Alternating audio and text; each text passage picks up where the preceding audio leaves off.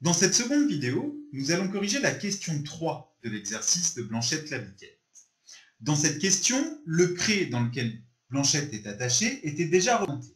Il s'agit d'un carré sur lequel 1 cm représente 1 mètre dans la réalité. Blanchette, elle est attachée au piquet P, qui est représenté ici par une corde de 6 mètres, donc de 6 cm sur ton dessin. Et tu devais représenter la zone qu'elle peut brouter. Alors, ce que tu as certainement fait, c'est que tu as pris ton compas et que tu as pris un écartement de 6 cm. Et tu as ensuite tracé l'arc de cercle de centre P et de rayon 6 cm à l'intérieur du pré, comme ceci. Et tu as certainement ensuite assuré l'intérieur de cet arc de cercle. Sauf que ça ne fonctionne pas. Alors pourquoi ça ne fonctionne pas? Eh bien en fait, parce qu'il y a une cabane. Et que Blanchette, si elle tourne autour du point P, avec sa corde de 6 mètres, elle ne va pas pouvoir se rendre ici. Pourquoi? Parce que sinon, la corde qui est tendue, elle traverse la cabane. Et ça, ce n'est pas possible. Prenons un exemple un peu plus concret. Imaginons que le solide que je te mets sous les yeux représente la cabane et que la ficelle représente la corde. Blanchette, elle va tourner autour du point P. Jusque-là, tout va bien. Je peux tracer mon cercle de centre P et de rayon 6 cm. Une fois que j'arrive dans le prolongement du premier côté de la cabane, eh bien, ça change. Regarde, je ne tourne plus autour du point P comme au début, mais ma corde est tendue le long du côté de la cabane et je vais tourner autour de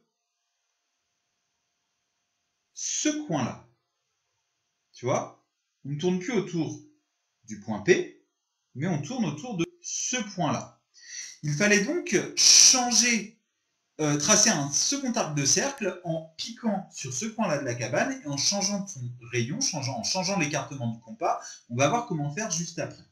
Et si on continue, là je tourne autour de ce coin-là, et quand j'arrive ici, ma corde elle est tendue le long de ce côté, et je vais encore tourner autour d'un autre point qui correspond à ce coin-là de la cabane. Donc, en fait, pour résoudre l'exercice, tu ne devais pas tracer un arc de cercle de centre P et de rayon 6 cm, mais 3 arcs de cercle en changeant progressivement les rayons. Alors, comment faire? Déjà, on va essayer de corriger l'erreur qu'on vient de faire et gommer la partie du cercle qui ne nous intéresse pas.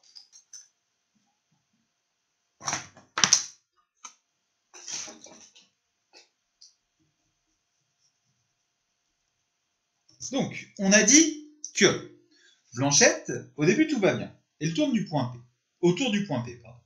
Lorsque elle arrive dans le prolongement de ce côté. Donc ce côté, on va le prolonger.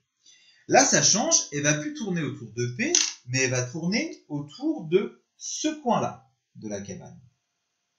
Et, comme sur l'exemple que je t'ai montré, lorsqu'elle va arriver dans le prolongement de ce côté, il fallait donc également le prolonger, elle va tourner autour de ce point-là. Pour résoudre l'exercice, tu devais donc prendre ton écartement de 6 cm avec ton compas, tracer l'arc de cercle de centre P et de 6 cm, et ne pas aller tout en bas comme on l'a fait précédemment, mais t'arrêter lorsque tu coupes ce segment. Une fois que tu es arrivé ici, la longueur de corde qu'il reste à Blanchette, elle est symbolisée par le segment qui est tracé ici. C'est donc cette partie de la corde qui va tourner autour de ce point. Avec ton compas, tu devais donc prendre cet écartement et tracer l'arc de cercle de centre ce point et de rayon le segment bleu.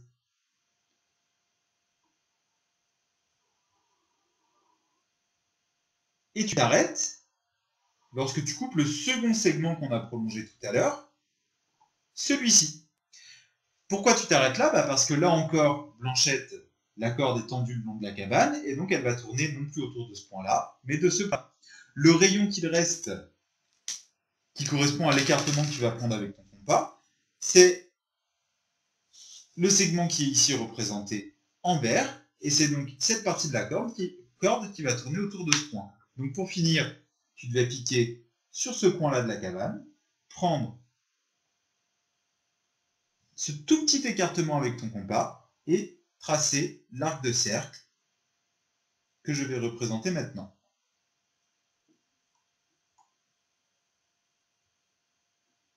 Alors, il fallait être précis, hein, c'est sûr, c'était pas facile. Et voilà, tu obtiens une sorte de spirale de coquille d'escargot. Et donc, la zone à hachurer, qui correspond à la zone que Blanchette peut brouter, c'est la zone située à l'intérieur de tous ces arcs de cercle, mais sans hachurer la cabane, puisque Blanchette n'y a pas accès. Voilà pour la correction de cette question 3. N'hésite pas à me poser des questions par mail si tu n'as pas tout compris. Tu auras l'occasion de t'entraîner sur un second exercice de ce type lorsque